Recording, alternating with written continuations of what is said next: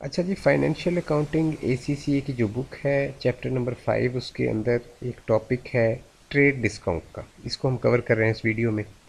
देखें, यहाँ पे एक बिज़नेस है हमारा, ये सेंटर में हम हैं, ये वाला ब्लू कलर का।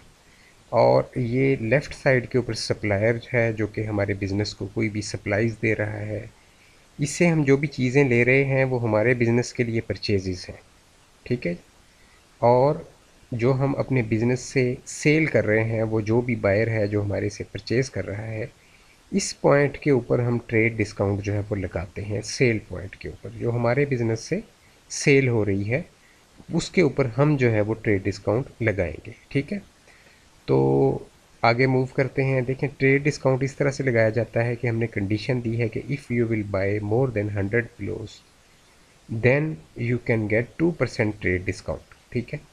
तो मोर देन 100 किलोज अगर कोई भी हमारे से ख़रीदने आता है तो हम उसको 2% जो प्राइस है पिलो की, उसके ऊपर 2% ट्रेड डिस्काउंट देंगे। अब एक पिलो की कॉस्ट जो है वो हमने रखी हुई है 2000 रुपये, ठीक है। तो इसको मैं आपको कैलकुलेटर पे जाके समझाता हूँ। पहले हम ये नीचे वाली बात कर लें कि ट्रेड डिस्काउंट जो है उसको हम अपनी बुक्स ऑफ अकाउंट्स के अंदर रिकॉर्ड नहीं करते ऑल ओवर दी वर्ल्ड। इसकी क्या रीज़न होती है, ठीक है। मिसाल के तौर पे हमने किसी को 2000 रुपया या 5000 या 10,000 ट्रेड डिस्काउंट दिया है, तो हम इसको रिकॉर्ड क्यों नहीं करते।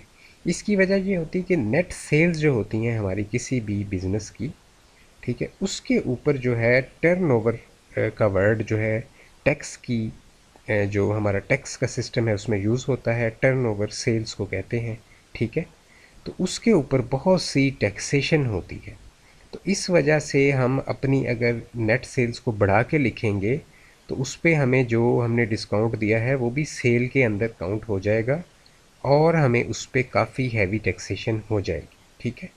इस वजह से हम जो प्राइस एक्चुअल जिस पे हमने चीज़ बेची होती है उस पे ही रिकॉर्डिंग करते हैं। ट्रेड डिस्काउंट जो होता है इसको कभी भी हम अपने बुक्स ऑफ अकाउंट में रिकॉर्ड नहीं करते, ठीक है जी। अब इसकी एक एग्ज़ाम्पल ले लेते हैं कैलकुलेटर की मदद से। अच्छा जी, हम मिसाल ले लें कि अब एक बंदा आया और उसने 200 पिलोज़ हमारे से ख़रीदे, 200 पिलोज़। तो 200 पिलोज़ को हम मल्टीप्लाई करते हैं पर यूनिट प्राइस, यानी कि 2000 रुपीज़ है, और ये बन गए हमारे 4 लाख रुपीज़, ठीक है जी। ये एक्चुअल प्राइस है। अब इस पे हमने 2% का अगर डिस्काउंट देना है तो हम इसको 2 से मल्टीप्लाई करेंगे और 100 से डिवाइड करेंगे, ठीक है। तो मैं इसको कर लेता हूँ 0.02, ठीक है जी। तो ये हमें 8,000 रुपये जो है ये डिस्काउंट हमने इसको देना है 4 लाख के ऊपर, ठीक है। 4 लाख के ऊपर कितना डिस्काउंट हमने इसको देना है, 8,000 रुपये। अब जो हम एक्चुअल प्राइस जो रिकॉर्ड करेंगे वो हम 3,92,000 रिकॉर्ड करेंगे सेल के अंदर, ठीक है। ट्रेड डिस्काउंट को हम रिकॉर्ड नहीं करेंगे। मैंने आपको इसकी वैलिड रीज़न बता दी है, क्योंकि मैं टैक्स कंसल्टेंट भी हूँ। तो इस वजह से मुझे इस चीज़ का आइडिया है कि ये आगे जाके प्रॉब्लम क्या करता है किसी भी बिज़नेस के लिए। इस वजह से हम एक्चुअल परचेज़ प्राइस 3,92,000 रुपये जो है वो रिकॉर्ड करेंगे। हम कभी भी 4 लाख रुपया जो है वो रिकॉर्ड नहीं करेंगे, ठीक है।